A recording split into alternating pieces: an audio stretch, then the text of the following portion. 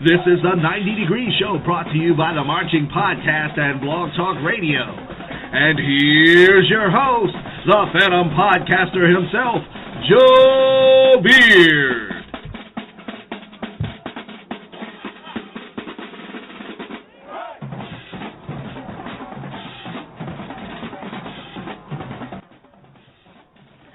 Good evening. How good and how pleasant it is for brethren to dwell together in unity. Welcome to the 90 Degree Show, and I am your host, Joe Beard, and happy to be of service for you tonight.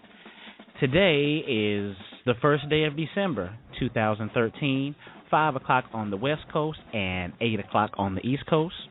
We appreciate all those listening live or listening in podcast form through Blog Talk Radio, our website, or through iTunes.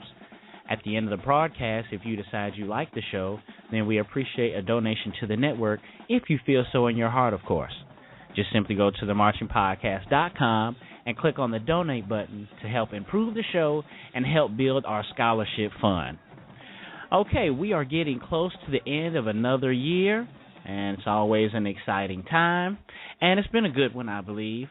I really enjoy doing this show because it keeps my ear to the ground for our sport. But also I believe that we're building some validity and that we're establishing our art. So we have these podcasts and we have these discussions. It's better to have more internet hits about our bands and our bands to save our schools than hazing and some of the other things that you see when you pop up or you Google our schools. So we appreciate all the feedback, and we hope that this will give us a better exposure to attract new sponsors. And I can't wait for the day when we're able to hand someone a college scholarship to help them become a productive citizen. So before we get into Week 14, which is the Great Bayou Classic, I want to announce our Week 13 featured matchup winner for the Florida Classic between Bethune-Cookman University and Florida A&M University. We had a good response from the voting and some feedback on the fifth quarter that we'll get into shortly. Today will be a little bit different because we only had one matchup to talk about today. So we'll bring in our panelists in the first segment, and we'll talk about the Battle of the Bands first. And in the next segment, we'll talk about the actual halftime show. So tonight's show is brought to you by our beloved sponsors, Liquid Effects Photography, Block Band Music, bandhead.org, and HBCUnews.net. Our first segment is brought to you by Liquid Effects, listen at me, Liquid Effects Photography and HBCUnews.net. Let's take the time to hear from them now.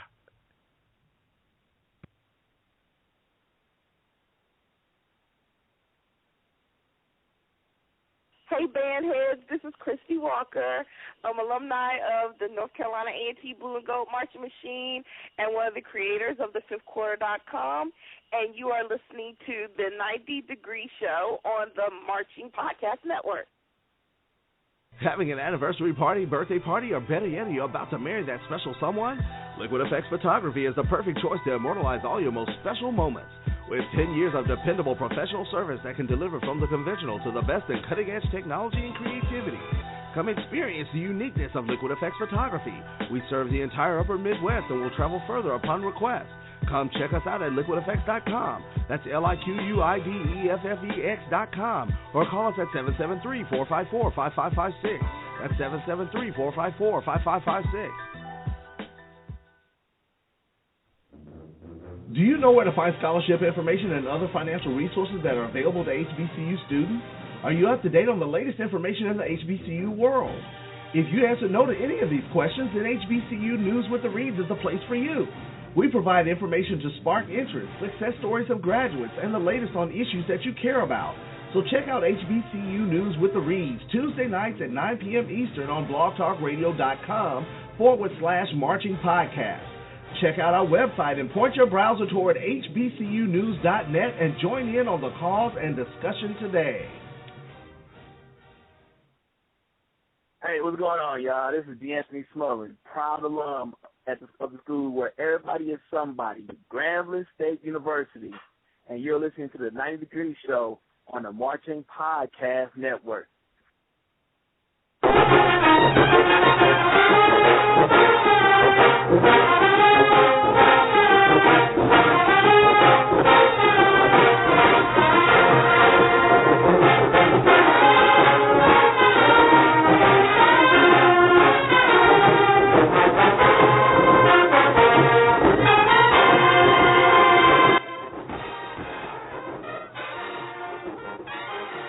Okay, we're back, and we thanks to our sponsors for help improve the show and help build our scholarship fund.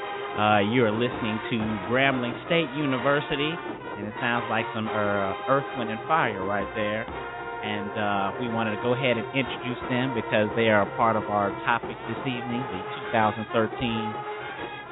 Bayou Classic. It was a good one. The game was not really the greatest game per se.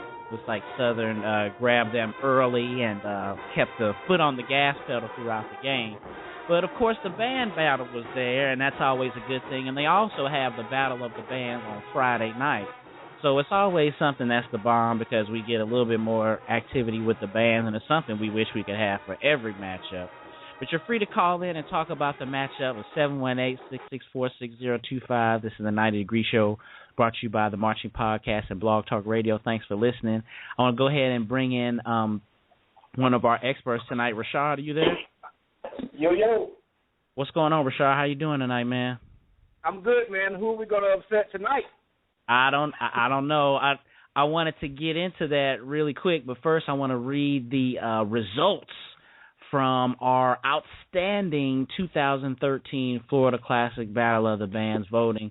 We had a good turnout, and we'll talk about that here in a minute. But we had a good turnout here on the website and on the fifth quarter.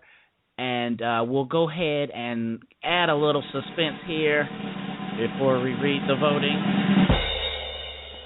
And with 83% of the vote, yes, decisively, 83% of the vote, Florida A&M, the Rattlers, have edged out. The people have spoken. The Rattlers won the 2013 Week 13 matchup, so we applaud them, and we applaud all those fan mites out there who got on our website and voted. We want to go ahead and touch on this topic, and Rashad, I'll let you get your 2 cents in here about it. But I want to state and redo for the format of the show. We may have some new listeners calling in, new listeners listening, and not familiar with the format of the show or what we do here at the 90 Degree Show. So we'll just go ahead and might have some new listeners listening. So, not really sure about the format criteria. When we do the show, the main purpose is to talk about the schools and their program. We pick the matchups through the football contest each week. But if we're not able to see the game live, based on our decision from our database, we try to say yay or nay who won. We get all of our information through the web, through word of mouth, through people, through all of our forums. And, we went through all of the college show-style marching bands and did a write-up on each, including all the links for the show. So we have our little database here, of all our information. Now, if the band did not go to the game and we don't have anyone to call in, we try to make that decision based on the data. This is the exact same format as NFL Primetime, NBA Matchup, or Baseball Tonight on MLB Network, where the experts make conclusions based on the film that they see. These shows also come on before the actual game happens, and each expert has to pick on who they think will win. Well, we definitely wanted to pick Sunday on these matchups because of people traveling on Saturday, and it would be too much to try to get all this information in on that night. And definitely throughout the week, it's definitely hard to get folks to sit down and do some of this stuff. That's why the Chopping It Up show is on, so it's a little bit more laid back for you to listen to. But we always state that we prefer for someone to call in and give a live report if we're not there, to see it live, or if we're not able to see the actual matchup itself. In addition, this gives the people who are uploading data to these sites a chance to shine because they're providing the service that we believe in. And it gets more kids out there here on the West Coast, especially the exposure they need, because it is not the same down south. You know what I mean? Like out here, you think of bands, you think all that. They are definitely desolate about that out here on the West Coast. So the format of the show came into the question. I'll get into what happened. Some of the fam supporters, alumni, etc., were mad at me at what I said last week. So on the 5th, they responded, as they should. So thumbs up for responding, Florida A&M. We're really excited about that. You know what I'm saying? And, granted, fam is ultra sensitive right now. We don't have to go into what happened and why, but saying you took an L, I'm sure will piss a lot of folks off. But most of it, they hadn't listened to the show. I think they were just really mad at what I said. So they questioned our credibility. They were calling us names. And the one brother who actually started the thread, he started lying on the joint. You know what I'm saying? Once I started to answer to all of the ignorant stuff he was saying. So saying that, we went ahead and moved on, and, we stated that my per se gimmick shows, I think they show fear. That smells fear to me. And we're not debating that here, and we're not going to go back about the analysis we talked about. But, we gave fam props for the drill and the animations. It's just the conclusion that we came to. So, all the famites out there, especially the one brother that was talking about, like, flies and vinegar, I tell you, thanks for listening to the show. But, this is the third show that we featured your band this year. And on the show where we say that you lost the halftime show, this is when you choose to give us your feedback. You know what I mean? So I think that's a little bit of a whining, but that's why this show is interactive. So you guys can call in and feel free to call in and give your analysis for those who were there, or yay or nay, or respond to the forum. In the end, the people have spoken because, the voting throughout the week, you guys hit the website up and you've spoken. So if you want to call in, just try to be calm enough to not to curse, because we got parents listening to the show. But the dialogue about the bands is what's most important, and we've seen these shows. You just don't agree with what we said. You know what I mean? I think most of it, the guys were saying, it was one guy who was real belligerent, something with a D, I think. And, but he kept it about the show. You know what I'm saying? He was like, no, man, the drill was this. That's why we took the show, blah, blah, blah, blah, blah. But he wasn't questioning, like, where did you get the tape from? Or where did you see? Blah, blah, blah, blah, blah. Like, So shout out to you for all the people that responded, if you're out there listening. But again, this is the format of the show. So, Rashad, I'll let you say your 2 cents, man.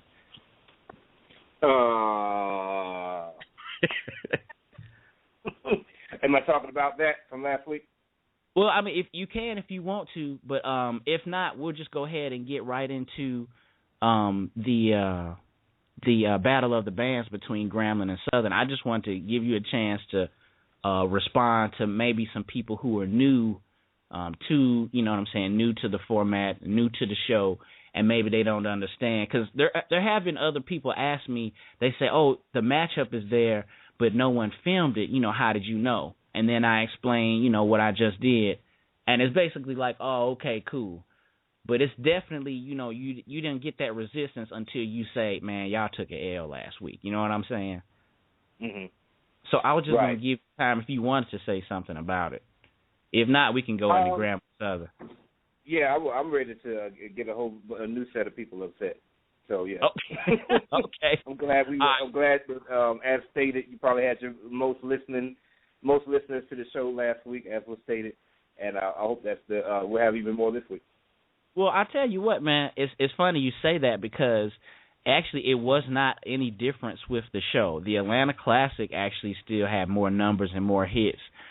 This was just had the most fifth quarter response, because I put the show and when it's going to be on every week, and I don't basically see anything, and nobody really says anything. But this time was the first response. I can also say that when we talk about Southern, yay or nay, and that may be tonight as well, those numbers are always off the charts. So it's not really fam, as far as traffic is concerned. It was just an average show. It was just more of a response from, all the famites on the fifth. You know what I mean? So that's what it really was more about. So, again, we appreciate that response, and shouts out to your fam. We are glad you are back. And in the words of the great Bill Cosby, I don't know the key to success, but the key to failure is trying to please everyone. So we'll go ahead and move on to the battle of the bands here. Let's get into it. The great 2013. Let's talk about it. You were able to check out the tape. I know the great The Edge won, my man Garrett Edgerson. You guys check him out, theedge.com. Posted a lot of good videos from this weekend. Were you able to check out the battle of the bands from, was that Friday night? When it was Thursday night, Friday night? Yes, sir, and I definitely appreciate the Edge One for bringing that to us. It really makes a big difference when somebody's up there posting quality stuff. It really gives you an idea of almost like you were there, and it really gives you an idea to really say which band was the better band. So, yes, Joe, whenever you're ready, man, I got the full analysis. I did every song up until like the battle. I think the 5th or 6th one. I didn't get that, but I got pretty much everything up until that. And so that's it for us Friday. So just tell me what you want me to do. Give a synopsis or go into detail, man. Okay. Well, I'll just say right quick what I thought because you always come with the details, brother. So I'll just say right quick. I'll just go. I felt that Grambling. I felt they sounded better than all the film that we saw of them this year. And, I think that they always prepare best for this event. They played the Curtis Mayfield song, and I really like that. And I think that they have a full sound, But at times, you're just not sure of the melody. And I felt that they held their own against Southern because they didn't try to outblow Southern or play outside themselves. I felt that they had, some good song selections. And only thing I was kind of surprised, I thought they played Holy Grail. I didn't check that before we started tonight, but I remember Grambling playing Holy Grail from somewhere to say, and Southern played it at them, and they did not play it back. I actually did not like the response that Grambling had as far as the play calling is concerned. I didn't really like what they played back at Southern after that. But, Southern, I like them in the stands, man. I like the flashes that they do. And, I don't care for the show, the show, and I don't mean to say the show like the halftime show, but they played the show. You know what I'm talking about? They played that. I didn't care for that. I didn't really like how it was. There's one part where they I remember Tennessee State cranking that on us in '97, and that's like the only part that I really like of their version that they played. I thought that their book was impressive, but at times, you hear that lack of, woodwinds or that musicality or that full complete band sound on some of the songs they play. They played the My, and at times I lost where the melody was, but they do a good job of bringing the hook out in songs. You know what I'm saying? Whatever. You know what I'm saying? Southern be cranking that, and I really enjoy that. I didn't really care for the Purple Rain. I saw people talking about it on the internet until the end. And then they opened up and blew the roof off the place. I was like, oh, okay, that's what people are talking about. You know what I mean? And I remember seeing the Battle of the Bands last year and thinking that, Southern won and that, maybe Grambling was going to be coming with something different this year. But it really wasn't too much different. I was impressed with both bands, but I thought Southern had the edge. I felt Grambling had the chords, some of the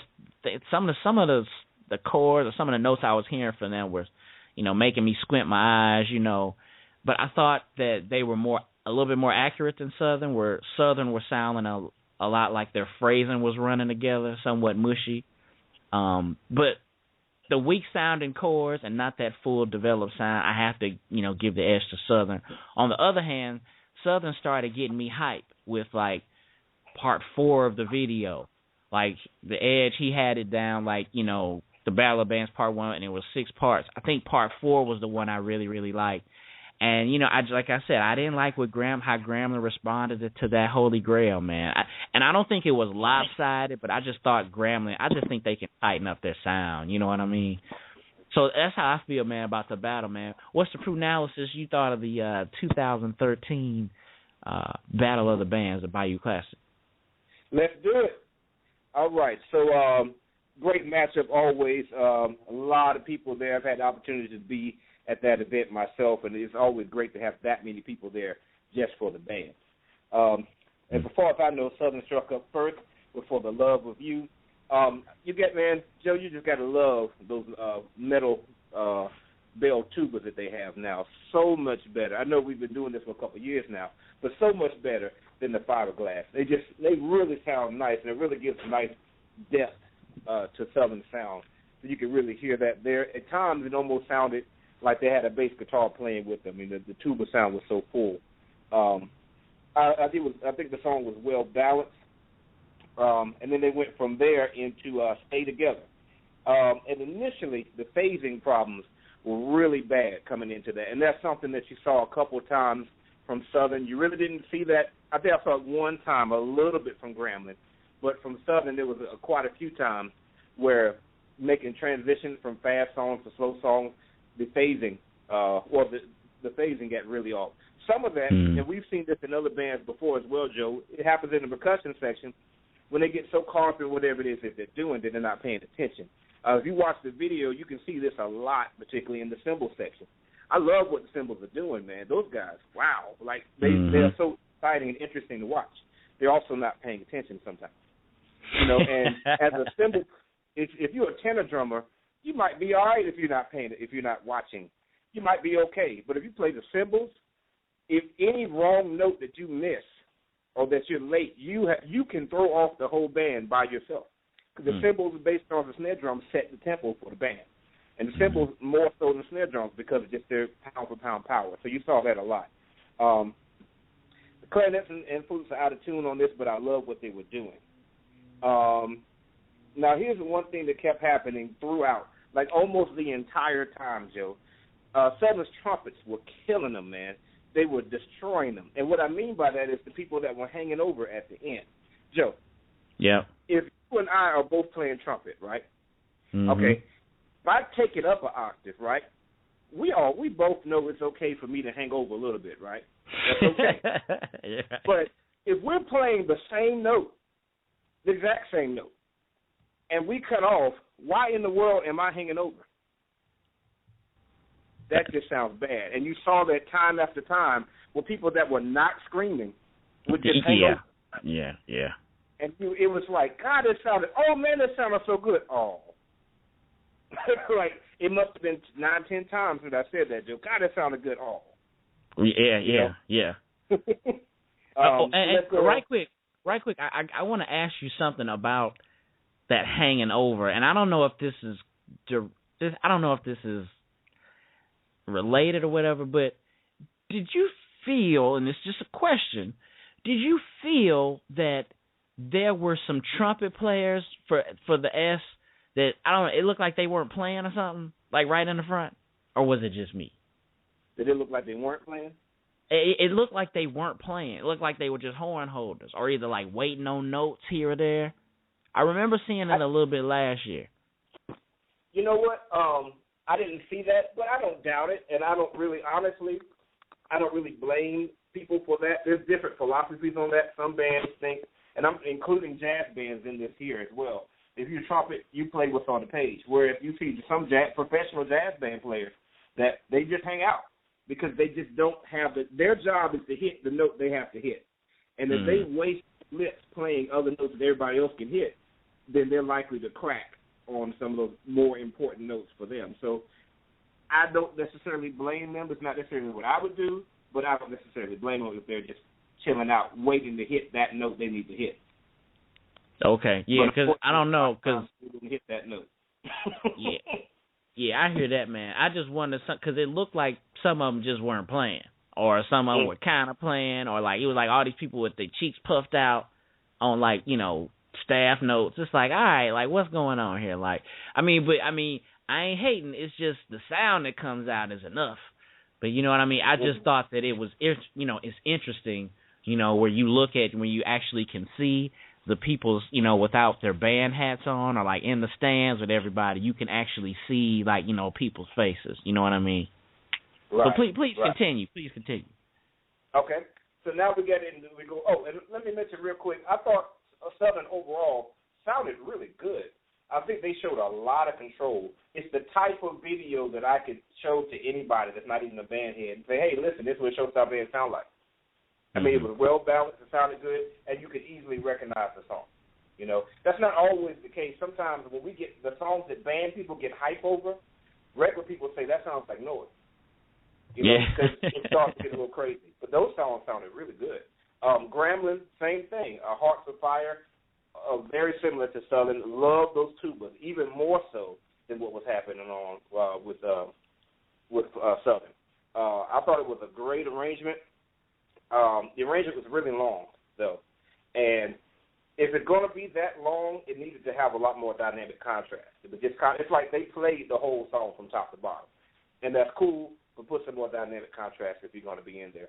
Also, please shine your instruments. This is one thing I see a lot on TV, Joe. It's a personal issue that I have with that. It looks bad when you got these big tubas out there and they need to be shined. Southern tubas look like they would shine. Grambling should have shined theirs. Second song. I don't remember what the second song was, but I do remember that the balance was really off on that. The low brass melodies, you heard a lot of mellophone things that are going on. It's like, okay, you guys calm down a little bit. Nice run in there, but it wasn't very clean. So one thing that you see was Grambling. I heard somebody in the fifth criticize some of Grambling's arrangements. I don't share that criticism. I thought a lot of the arrangements were very good, but I don't think they executed nearly as well on the arrangements that Southern did. All right, Let's get back to Southern. So we're to the show. Joe, I agree with you completely, man. The show was that was a letdown. Right from the beginning, the articulation, they didn't really come in together. It wasn't clean. It just didn't sell to me. One of the main things that I noticed is in the percussion section, actually, Joe. If you listen to Southern and Grambling's percussion sections, there's a huge difference in the sound. And that sound difference is in the bass drums. Southern has these big bass drums,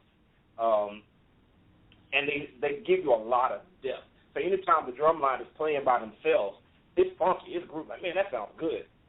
Southern uses these really narrow Scotch bass drums, and they don't always play together. So when they play, it doesn't have that same type of thump. It's not deep. You know what I mean? It's not full when they play. So when they were playing the show, there's a lot of just drum stuff in there. Oh, man. I'm just waiting for the horns to come back in because I'm not feeling it. You know what I mean? It's like I just turned the bass down in my car, you know. Right. It didn't seem to be a copycat of Jackson's version. It's just interesting that they would play that because these are definitely a Jackson staple and I guess a Tennessee State staple as well. It was very repetitive. Yes. I just think they could have just left it alone, honestly. Thank you. Purple Rain. Once again, great tubas again here. That rip, you know what I mean? That was nice. I love that. Great cymbal work on this. They weren't watching at the beginning. Once again, you notice the band is playing at one tempo and the cymbals are playing a little bit after. Yeah, I caught that. Yeah. I agree with you completely. I thought it was cool that they played it, but initially I wasn't really feeling it. It's like, oh, this is kind of simple until they opened up. And I was like, wow, like that, wow. Yeah. That was really awesome. I think you could feel Prince hanging from the basketball goal and just put his one hand down and put the other hand down. You know what I mean? Right. Like you could see Mr. Jackson's face. Like he had this frown in his face, like this is so good it's wrong. You know what I mean? But once again, one trumpet player hung over at the end and ruined it.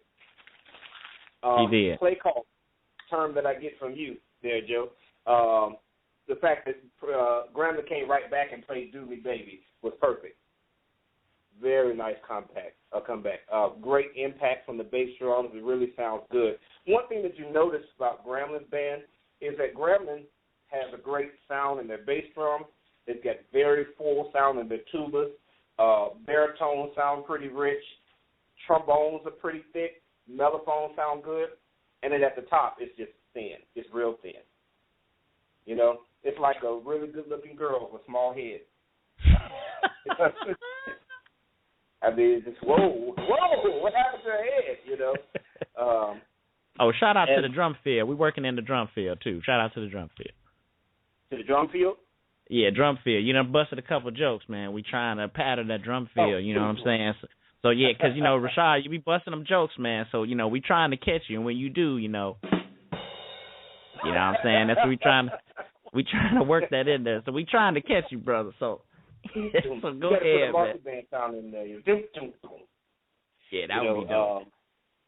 let's see, trumpet spin, mellophones, and baritones made the song really strong, though. Then they came back with neck after that.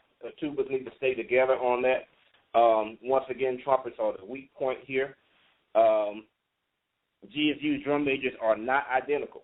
When you watch them dancing and stuff, it's like, you look at them and then say look at a Bethune or look at a Jackson State, and you see the difference. It's like it's okay for band members not to be identical, but drum majors, I kind of have gotten used to seeing that. Now on the other side, if you really want to be identical, you could be Southern's drum major and just stand there, or just not show up sometimes. Right. But that's a whole nother thing. But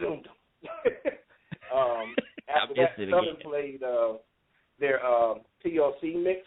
So it started out with What About Your Friends, went from there to Ain't Too Proud to Beg, and then from what there, did you Baby, think about Baby, that? Baby. Yeah, what did you think about that? One word. Stop cutting off the chorus. It was intricate. I was like, damn, I'm thinking. I was like, okay, I'm following, but I'm thinking at the same time. You know what I'm saying? I was like, wow, what's going on with this song, man? I liked it, but it's the type of thing that band heads pick up on within a couple seconds. Like, oh, that's What About Your Friends. Whereas audience members are like, I know that song. I know that. And just when they would say, oh, that's my jam, they switch songs. They sure did. Like, they did not play the hook to Ain't Too Proud, to What About Your Friends. They didn't play the hook to Ain't Too Proud to Beg. And I don't think I'm not sure if they got to Baby, Baby, Baby or not. And they ended it with one. Like, they ended the song with, like, one of the hooks from one of the songs. Like, I'm trying to remember what it was. They went back to What About Your Friends. Yeah, so it's just like, wow. Like, I was just like, okay. So, yeah, I definitely, it threw me off, you know what I mean? Mm-hmm. Baby, Baby, Baby, the trumpets, did their thing again. I mean, Joe, this is all throughout the show. It's like, God, this sounds good all. I mean, come on, guys. And it's not, it's one thing when it's a screamer doing it, but it's like you're playing an A flat. Yeah. Yeah. All the staff, and you're hanging over, or right above the staff, and you're hanging over. Come on, man. Come on. Anyway, and it's just that and it's that excitement, you know what I'm saying? But definitely you definitely have to tell your folks to, harness some of that excitement. It makes me think of we played the Senior Bowl 1998. So this was the 97 year, we came back after Christmas and did the Senior Bowl that year. And, it was some guys from Southern down there, and we were just excited because, we were acting a fool, and we got to stay in a hotel room and be out of town. You know how all that goes, Mm-hmm. And, we were just overdoing it. And I remember Mr. Adams came up and yelled at us, But it was just that what you're talking about. People got to harness that excitement. You know what I'm saying? No, you playing third part. There's no reason for you, like you say, to be hanging over or trying to, just bust it out and turn into, whoever. So it's definitely, that's something, people got to pay attention to, That must have been what it was. The third something get hyped. It was, and that's what I was saying. Like, what is going on? I'm seeing so many people with their cheeks puffed out. I was like, wow, this is intense. And then I wouldn't see nothing. It's just, I thought it was interesting. You know what I'm saying? Let's see here. They kept it going on. They actually played TLC's whole album, the best greatest hits album. They came up with Creep next, which was cool, but the chords really there's balance issues there. Like you said, it started to lose some of the melody, and you didn't recognize that in the other songs that they played. But definitely when they got the Creep, it's like, whoa, where's the melody at?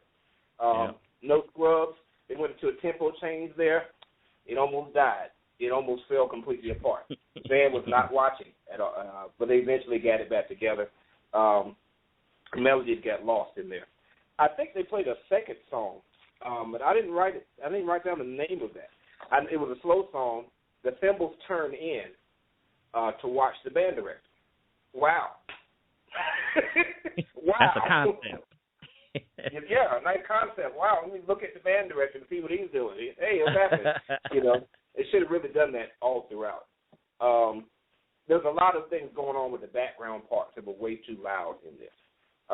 Nice mellophones. great cymbal work. Once again, I wrote it down here. Don't hang over if you're not playing the octave. Mm-hmm. So, gosh, I wish I had written down what that song was. Anyway, okay, Grambling's next. So we come up with We Can't Be Friends, Poor Interest. It kind of reminded me of how Southern came in with the show. It was not together. A couple people came in, like 50% of your band comes in. It wasn't good. Definitely less control on this song than Grambling has showed on some of the other songs. Definitely losing some pitch here. Joe, what you start to see, I like to compare Southern and Grambling in two ways. You can compare the bands themselves, and you can also compare the individual players, okay? Particularly with the individual players, there's definitely something happening with the accountability of Southern versus Grambling. What you don't see as much of in Southern is somebody sustaining a note or playing a melody and it dies at the end. Like they go flat at the very end of that note. Mm-hmm. Yes, you see that, particularly when they get really hyped. But in Grambling, you see that a lot more. And you see that a lot more like when they're playing like a mezzo forte or forte melody. You know, they're not really blowing it. So just play it. And as they get to the end of that phrase, it goes flat. You know? Yeah. That full mature sound. That full mature sound sustaining the note to the end. The full value of the note. All of that. Exactly. They went into Feels Good from Tony from there. And at this point, this is my first time where you really notice how thin the trumpets were at this point. And it's a combination of them being smaller in number versus the rest of the band, and really just not being 100% accountable across the band. When you across the trumpet section, when you listen to the band and you watch individual players, you can tell there are some people that are much stronger than some of the rest of the section.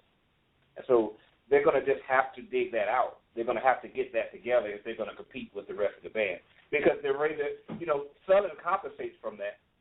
When Southern's trumpets are out there, they've got 100 of them, but they can still easily get drowned out versus the rest of the band. But you rarely hear that happening because they put the baritones or mellophones on the melody so much. So the melody is usually able to get through. Versus with Grambling, they're purists. They don't put anybody on the melody other than the trumpet sometimes and the other woodwinds, and so it just gets dominated. So if you're not going to do that, then all the trumpets are going to have to be accountable. Great work from the bass drums. I love that sound from them. Let's see here. Grambling played the third song, which is the Whitney Houston something. I'm Your Baby Tonight. That's right. Yeah, the boom got a really nice arrangement of that. Okay. Let's see here. Articulations by. So do I get to mention great arrangements that Hampton has? Yeah. I'm Your Baby Tonight. You know what I'm saying? Right. But articulations were good for the low brass until the very end of that. Other than that, it was good. Trumpets getting overpowered and unsure of their interest when they came in. All right. So now we're coming into the 2000s. And it's kind of like, Joe, when they get to the 2000s, both bands turned into completely different bands. Did you notice that? Yeah. I guess towards the end, definitely is, I think Southern started getting hyped to me. Like, you know what I'm saying? They started getting crunk. Right. It's like Southern played all the stuff. Okay, we're done with all the stuff that we have to play. Yeah, exactly. Now, let's play the stuff that we want to play. The sound was completely different. Yeah. They were a whole different band, And that's good and bad, honestly. I think Southern gave people, Southern fans, a lot more what they were looking for, which is that edgier sound, that unbelievable power sound. But at the same token, the band director just said, okay, let the trombones come out and kill everybody. Because that's what happened. The trombones went ham. You know what I mean? I mean, it was just chords. You know what I mean? It was just chords with some melody sneaking around. So when they got to this section, it just changed the sound of the band. You didn't really hear. It was exactly what I was talking about at the beginning of the pronouncements. The beginning, you could say, hey, listen to this. This is that band. This is this song. And the audience member would say, hey, I know exactly what that is. Versus this, it was a lot more hype. but it was a lot more chords coming out that sometimes it was hard to distinguish what it was they were playing. But they sounded like something. I mean, it was hype. Holy Grail, love the tubas. They really sound like they're struggling to hit those high notes. Really sound like they're struggling. Justin Timberlake's part sounded good. When the percussion section came in, though, the melody, particularly the trumpet, started getting drowned out. Mellophones, Joe. Mellophones not as bad as when I heard them play against Jackson State.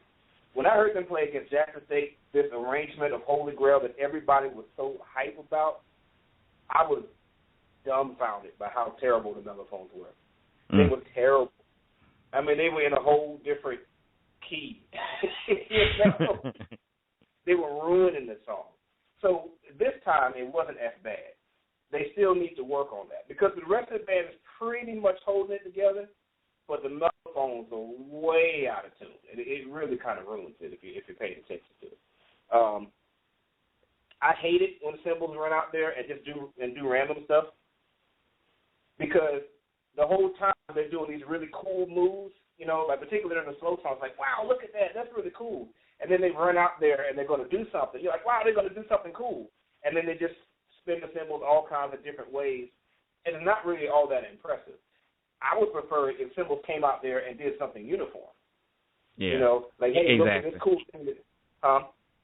Exactly, because to me it's similar to, like, remember how we talked about a couple of weeks ago when people, like, run around, go crazy at the halftime show? It's similar to that to me because it's like it's too much going on. It's like, what are you doing? Like, what? You know what I'm saying? It's right. So when I always see that, that's the first thing I think about. Okay, like who I'm gonna look at?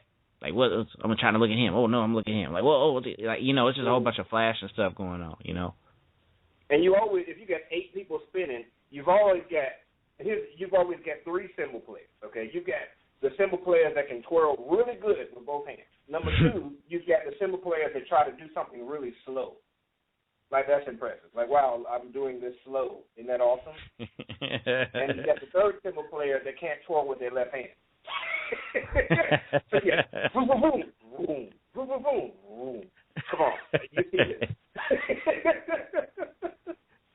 I just wish they would stop doing that and just do something uniform because I know they can come up with some really cool ideas. Or maybe do something to ripple. All right, let's go on to Grambling. So, yeah, I was gonna say, man, because I wasn't paying attention to the clock, so, man, we got to wrap up this segment, and then we'll come back in the second segment with the halftime show. Okay. Then let me just wrap up by saying, let's see here, Southern's arrangement of Feds Watching. Loved it. Great arrangement. And so who do you think overall won the battle of the bands, would you say? It wasn't just a beat down. Grambling just didn't get destroyed. They didn't just sit there and take it. I agree. You know what I mean? I agree. But it was definitely Southern was the better band. Definitely, we agree. We definitely agree. We're going to go ahead and go to this commercial break. This break is brought to you by bandhead.org and HBCUbands.com and Block Band Music. Let's take the time to hear from all those sponsors now. The Edge 1, Southern University's Class of 2013 graduate. You're listening to the 90 Degree Show on the Marching Podcast Network. What if there was a Facebook for bands? Wait a minute, there is. Bandhead.org. Bandhead.org is a social network for HBCU show bands. You can create your own profile and post videos, photos, and comments on bandhead.org. Need somewhere to post events, audition schedules, job postings? Check out bandhead.org. Are you recruiting for talent? Go to bandhead.org. And coming this fall, HBCUbands.com. Write that down, HBCUbands.com. Block Band is a minority-owned music business that you can think of as your assistant band director. We help grow your musicians with a great selection of traditional concert band music. Then we back up their performance with necessities like reeds, oil, drum heads, drumsticks, and mallets. Finally, we outfit your players in auxiliary and shoes, spats, and gloves that match our precise custom drills. Got band? If so, then Block Band's got you. Check blockbandmusic.com or call us at 919-698-2560. That's blockbandmusic.com, 919-698-2560. Hello, my name is Samuel Glover, former graduate of Johnson C. Smith University, class of 2001. I was a member of John C. Smith University Marching Band. My area expertise was percussion and leadership. Also, I was a drum instructor for a couple of years there. But right now, you're listening to the 90 Degree Show on the Marching Podcast Network.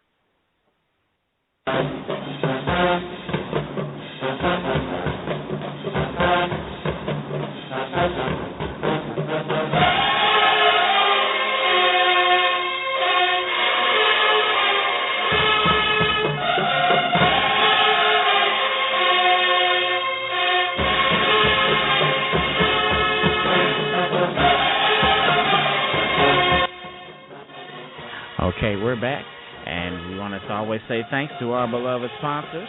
And you are listening right now to Southern On My Grind or On The Grind, one of the two. And I really love that is some powerful stuff there. We're back, and we're ready to talk about the halftime show of the 2013 Bayou Classic. You're welcome to call in and say whatever you need to say or give us your analysis or your viewpoint of the game. If you were there or if you were at home watching or whatever it is, go ahead and give us a call at 718-664-6025. You can tweet us. I'm opening up the chat room now. Didn't have it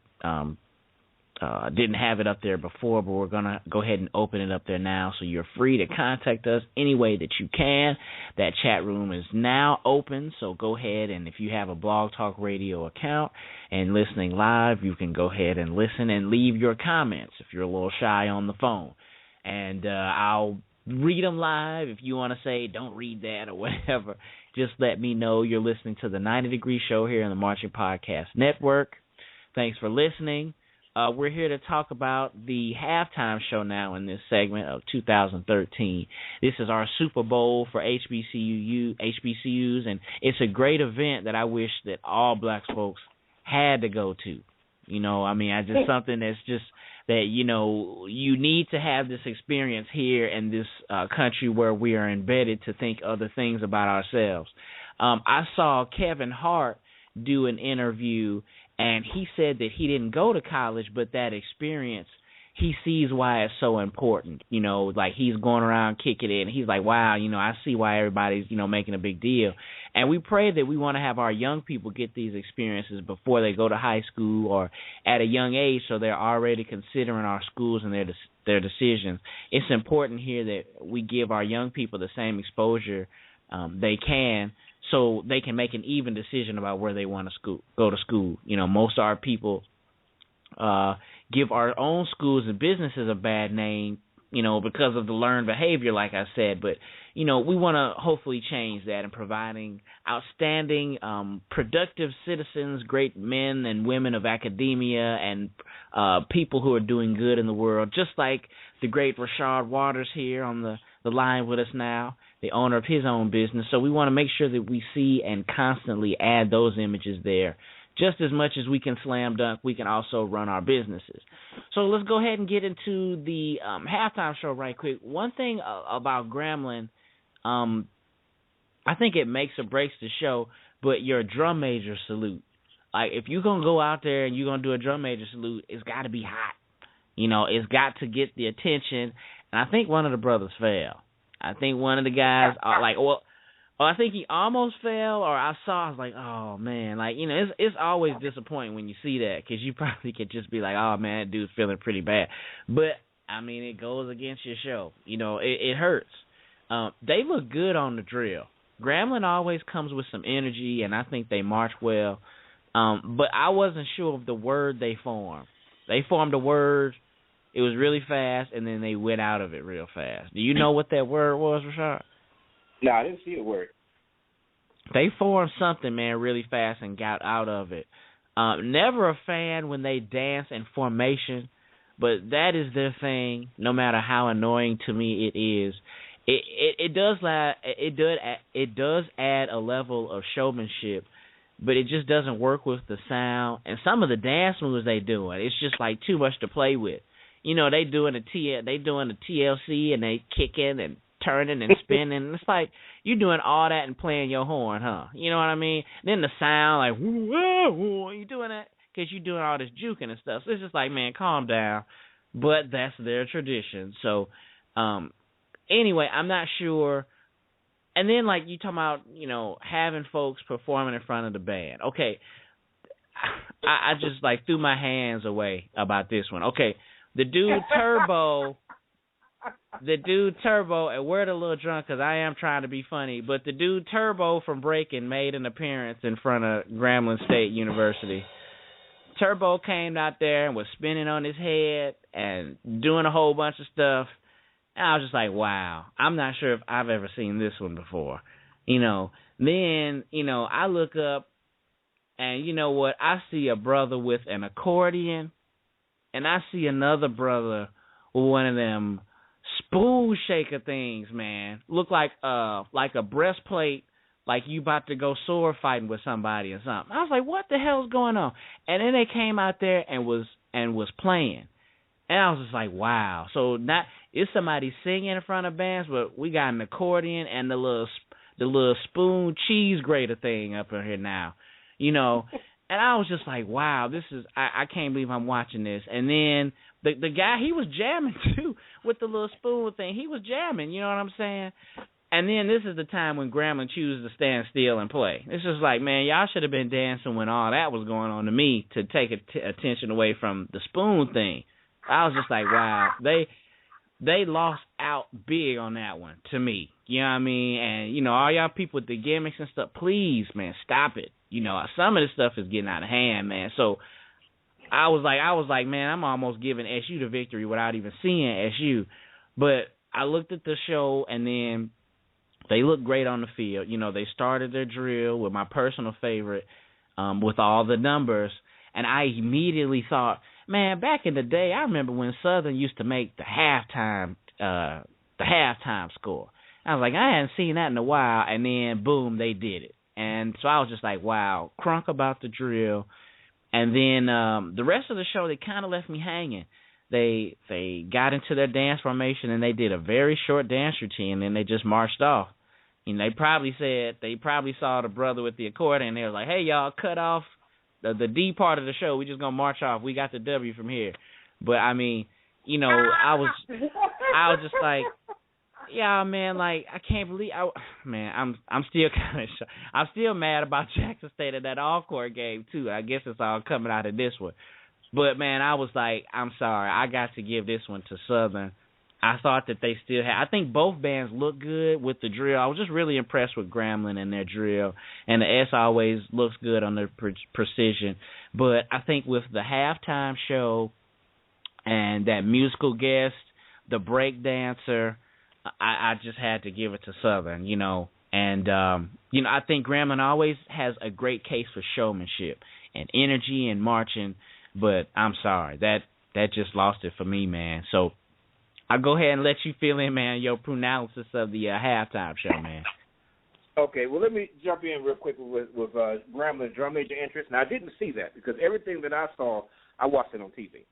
So I didn't see Grambling's drum major interest. But I tell you, the problem is this, Joe. The drum majors came out there and they did a salute, and then they marched and participated with the band. No. Go do your salute and then stand there and do nothing. That's a much better way to go. It is. It really is, man. I think people know what I'm talking about there because the television coverage was so funny because Southern drum major, you always see them. You think about traditional Southern, making the circle drill and all that type of stuff. You see the drum major come out there, and he's marching in the middle, and he comes out, he's doing his thing. And I guess the camera's not on him when he's not doing anything, But yesterday, the camera was on him for like a good 10 seconds. And he was just standing there doing nothing. I was like, wow. He doesn't do anything. He's standing at attention. That just wow. He don't even get the chance to see the show. He just came out there and did his hand. I'm done. But I thought that was hilarious. Anyway, just piggyback on what you said about having to watch it. The Bayou Classic is always a big for me, man. I love it, man. the Bayou Classic is what got me into show-style bands, because I didn't know nothing about a Southern or nothing about a show-style band or a Hampton or any of that type of stuff until I saw that Bayou Classic on TV, like in '93, man. So it changed my life, man, and I hope we continue to support it and watch it, and uplift it, because we need more of that. But we have to support what we have. Amen. All right, let's go. The NBC coverage, the sound was not good at all. Sometimes they have a camera, like one mic above the band. This time, it seemed like every camera that was covering the band had his mic on. So it was just cacophony. And you really honestly couldn't tell which band sounded better. I think some people would agree with that, but I don't care how good you are. If you're micing every single person and you got phasing issues and all that type of stuff, it just sounds, what's going on? But Southern's drill was fantastic. In fact, they made 1974, and then they made 2013, and then they made NBC, and then they made NOLA, and then they made the halftime score. It was incredible, man. Southern has always been great as far as marching is concerned. The traditional Southern I think of the traditional Southern back in the 90s. But the thing you would always say about them is like, wow, that was awesome, but it's exactly the same that we saw 2 years ago. They would have like two different shows. But you can't say that about Southern now. It's like they can drill their behinds off, and they might make anything. And that's impressive. They are, marching-wise, Joe, they are a much better band than they were just 10 years ago. I'm impressed. Now, problem, general effect. From a general effect perspective, the show was very poor. And the only reason, and I hate to put it on them, the only reason was the announcing. Their announcer is definitely one of the most consistent, one of the best announcers in the game. He doesn't say a whole lot, but he knows how to put it at the right point. He just didn't do it. He's like, oh, and the band just made 1974. Oh, look at that. It's 2013. Instead of how he used to, oh, ladies and gentlemen, Full University brings to you today's halftime score. You have to tell the audience when to applaud, because they were doing some really impressive things. If you watch TV, you keep seeing these videos like the high up perspective where you can see, and you can see nobody in the audience is clapping, but you see this one little girl. It's hilarious. This one little girl is right on the 50, like in the nosebleeds, and she just, yay! Please watch the video. It's hilarious. She's like, yay! But overall, I thought this Southern did a tremendous job. I hate that I didn't get the chance to see their dancing team or really get an idea of how they sounded when they played. But marching-wise, great show. Grambling, some of the best marching I've seen from them, but you're just not going to – they just don't compare. They just don't compare to what's going on. Their number one thing, and I know you got a lot of you run out of time here, but, Joe, I know that you guys focus on this at Jackson State because you don't see this with Jackson State. Grambling does a good job of marching from 1 yard line to the other, but then they cannot get out of the hole. If they make a turn, you see this. Watch them when they march. When they turn, their marching style suffers for the first two steps. By step 3, they're back on it again. But those first 2 steps are always shaky. The feet are down. The number of steps, the distance in the steps is very poor. And this is not something that you see in Jackson or in Southern. And some of the MEAC bands, you don't see that in Bethune or perhaps I haven't seen Norfolk recently, but Norfolk in the day, it's like they practice that, practice getting out of the hole. And you can definitely tell that marching 8 to 5 is the number one thing with Grambling, but getting out of the hole is just something that they might think about every now and then. Let me see here. They played the traditional songs. They played Treasure. They played Locked Out of Heaven, Sometime during the middle of Locked Out of Heaven, the percussion section changed the tempo. What the heck happened there? And the guy, the dancing guy.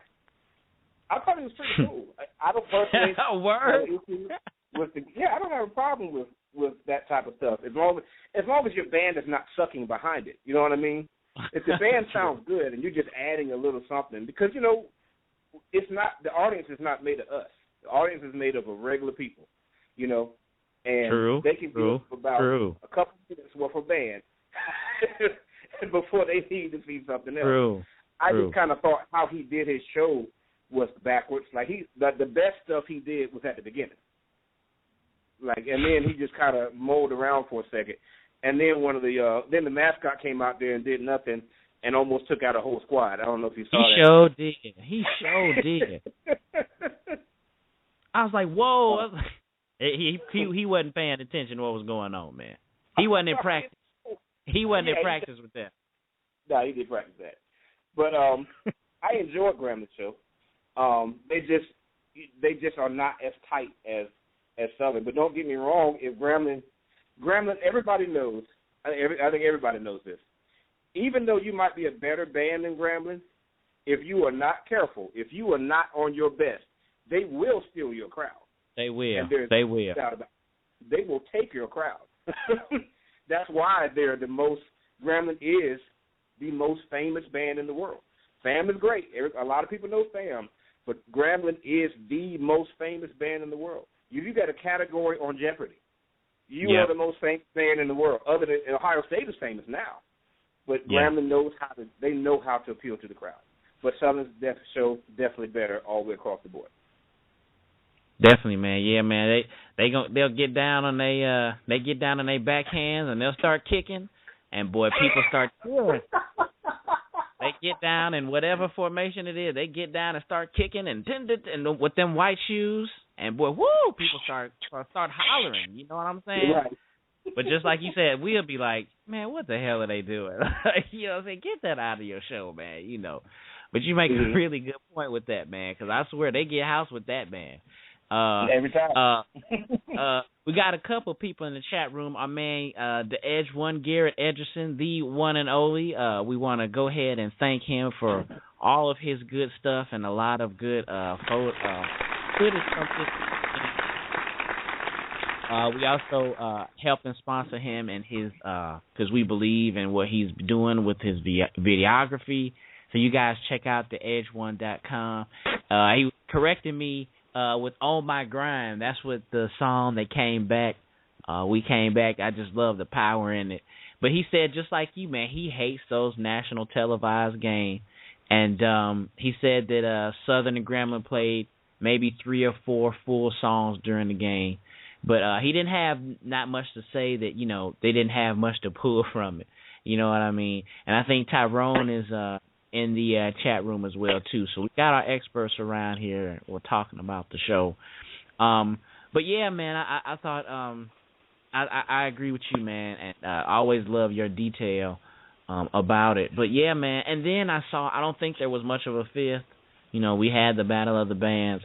I saw Garrett posted a video of Southern after the game. Looks like they played a couple of songs after the game, I guess. I'm guessing the Grambling left. But, yeah, man, it looks like, you know, I'm sure, and the consensus, I'm sure it's going to be that Southern won. You know, I saw a lot of funny things on Facebook this week.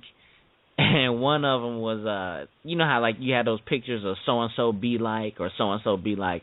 It was a picture of Jay-Z, and he's got, like, this, face, you know, look on his face. And, of course, it was, you know, Southern fans be like, Whiskey Tango Foxtrot is Grambling playing. Or WTF is Grambling playing.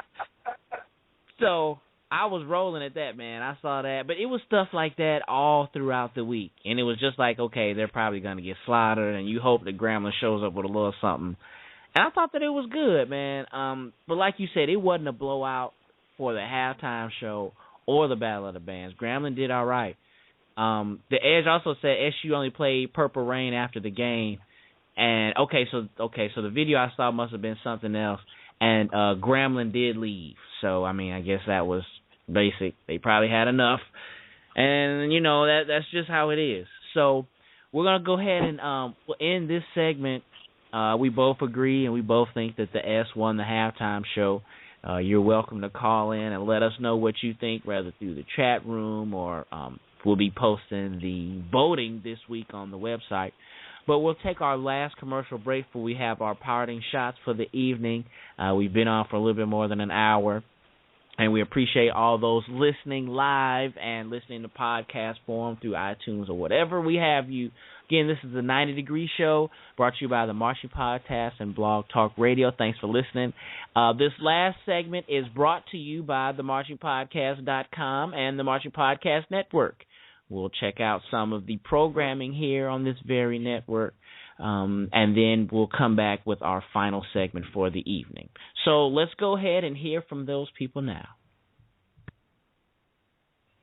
Hey, it's the Edge One, Southern University's Class of 2013 graduate. You're listening to the 90 Degree Show on the Marching Podcast Network.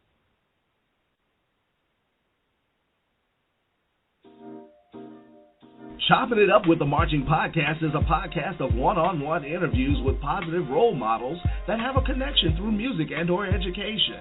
We also give the listener an opportunity to call in and talk with our guests. Chopping It Up is all about inspiring our youth for a great future and providing a roadmap on how to get there. We also chop it up to give insight to anyone looking for information, inspiration, and advice in their endeavors. Chop it up with us every second Tuesday of the month at 8 p.m. Eastern at blogtalkradio.com/marching podcast. Chopping it up, changing the world through positive interaction.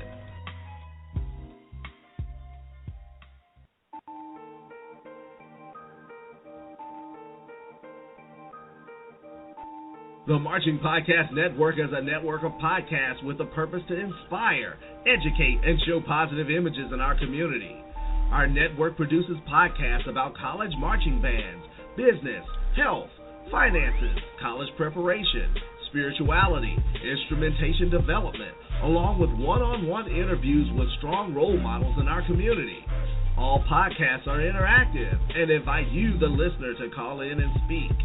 Looking for a podcast network that educates and inspires to make our world a better place?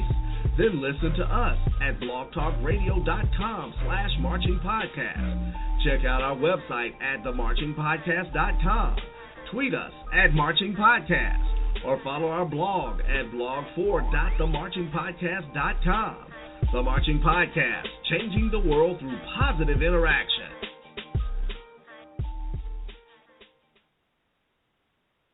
Hey, what's going on, y'all? This is D'Anthony Smokee, proud alum of the school where everybody is somebody, Grambling State University, and you're listening to the 90 Degree Show on the Marching Podcast Network.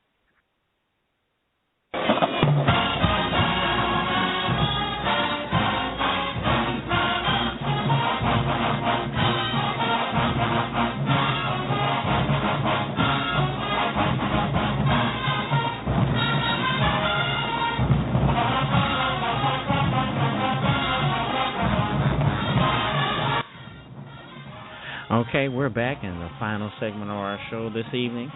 If you're interested in becoming a sponsor or a patron to the Marching Podcast, please contact the show and we'll give you the criteria so we can start to put up your business using our platform.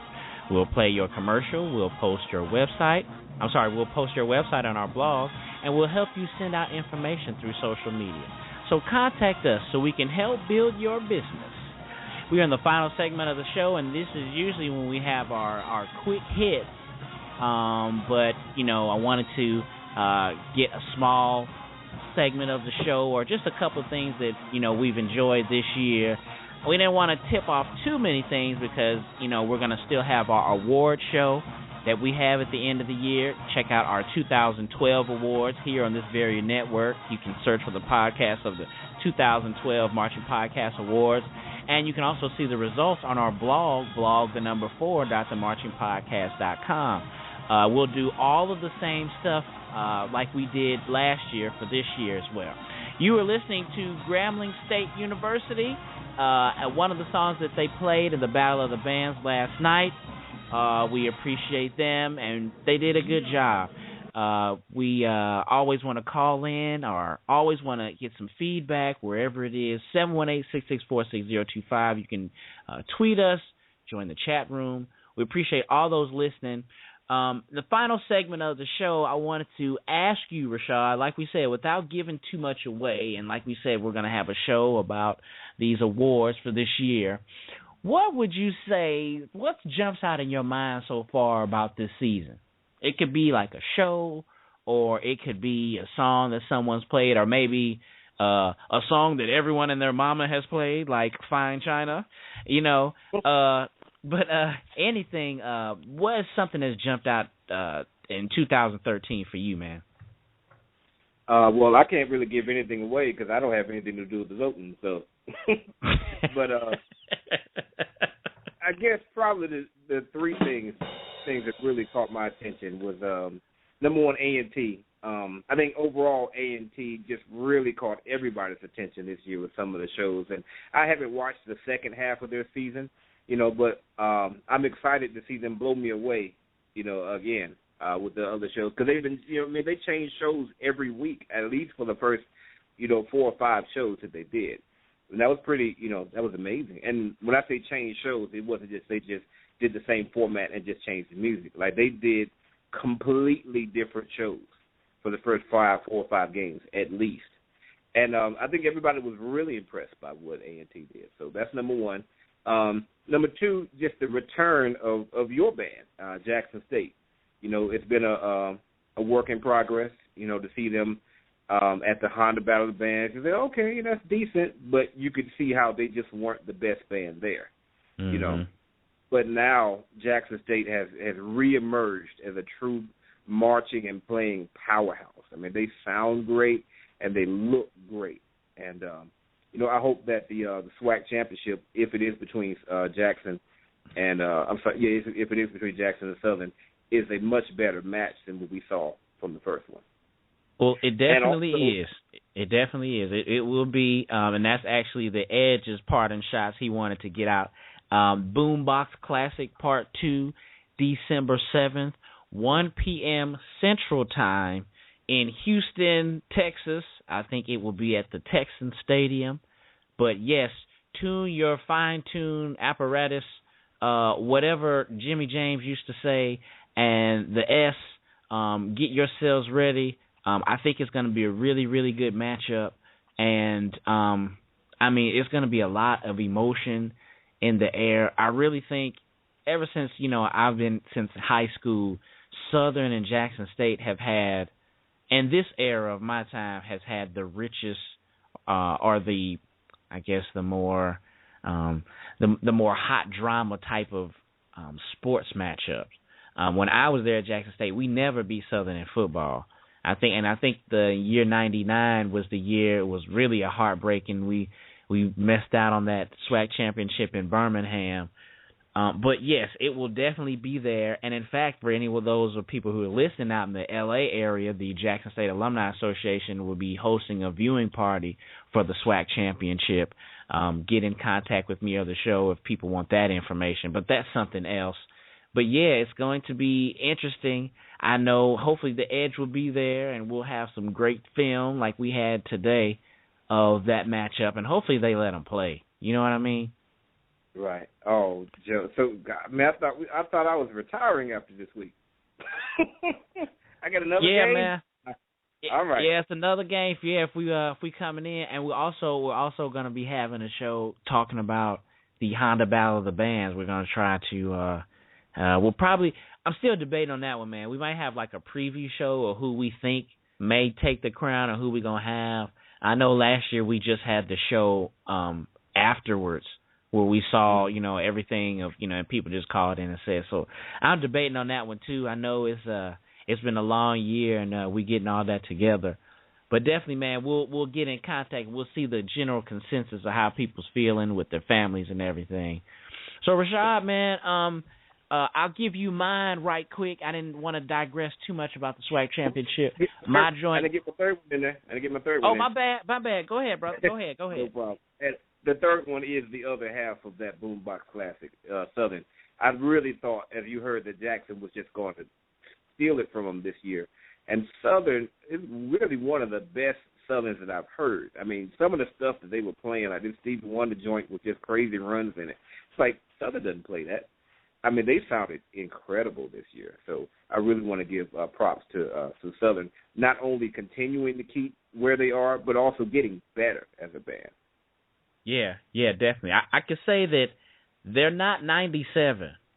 I remember, for whatever reason, man, they did not stay after Well, in 98, they didn't stay after the game either. But in 97, man, that's the game where we marched in playing Get Ready, and they played Hay in the Middle of the Barn on us. They did not stay, man. But I swear, man, I remember them playing Blood on the Dance Floor, and that's one of the scariest I've heard Southern play. I think 95, they were real scary, too. But the Southern of the 90s, man, that they were something to think about. Garrett says he's in there. He's in there for the Boombox Classic. So y'all get Crunk on the edge1.com and just Crunk all together. We're going to have that footage. Tyrone, our great man, Tyrone, the great South Carolina State man and the great marching 8-5 brother man. He says that SU wins all around, even with a few rough spots with the trumpets, like Rashad said. GSU needs to work on their musicianship. Fix tuning, balance with low brass and upper winds. Man, I'm telling you, man. Tyrone gives a really good analysis as well. Love you music majors. Love you guys who can actually give some details. But definitely, it looks like we all agree, and I'm sure we'll see what the voting is this week. You Grambling folks come out and rush out. You feel like, you guys took out Southern, you rush out to the voting and go to the marchingpodcast.com. I'll give you mine right quick because we are running out of time for show. Livingstone and Clark's version of Neck.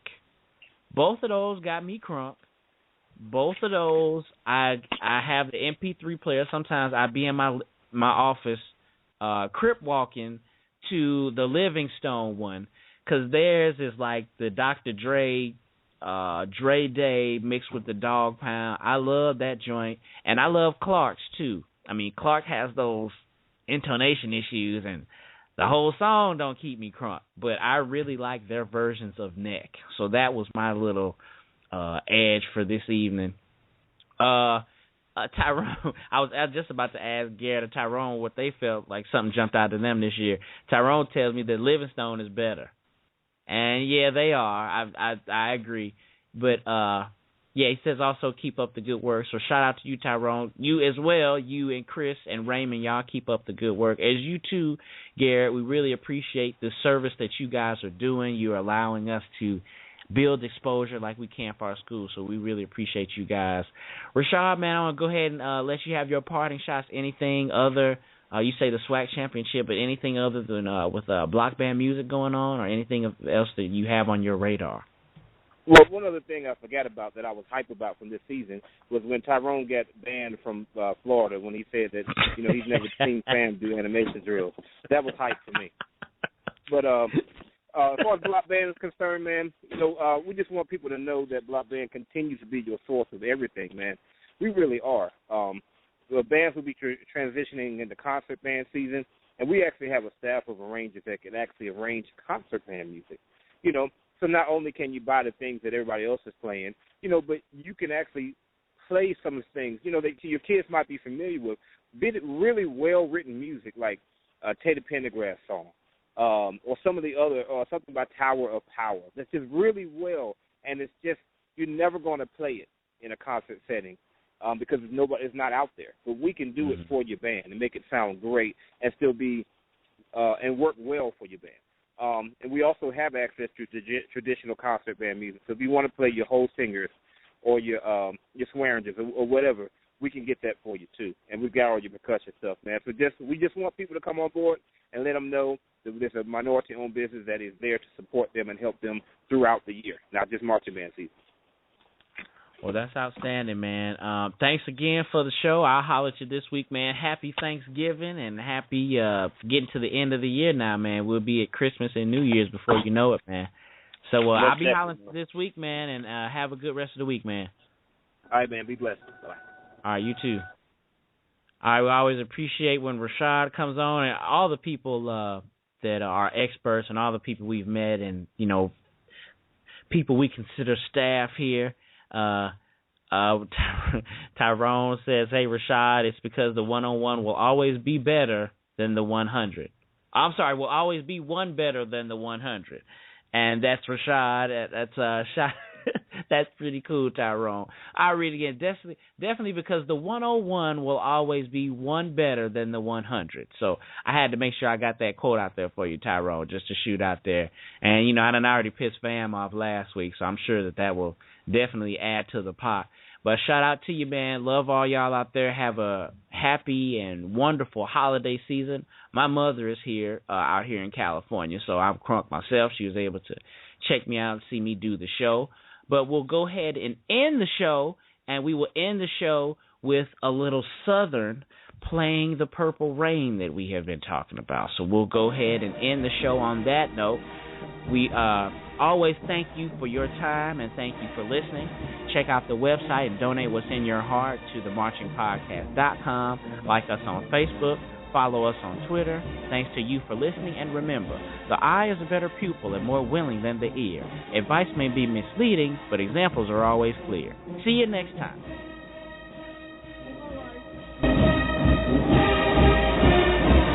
Everybody say, this for you, Chad Loren.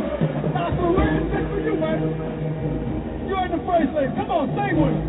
Purple rain, purple rain. Y'all know it. Come on now.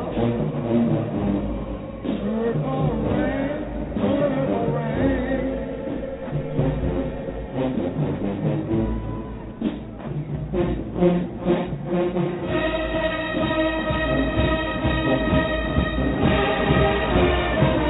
Oh, let's bring some power in there.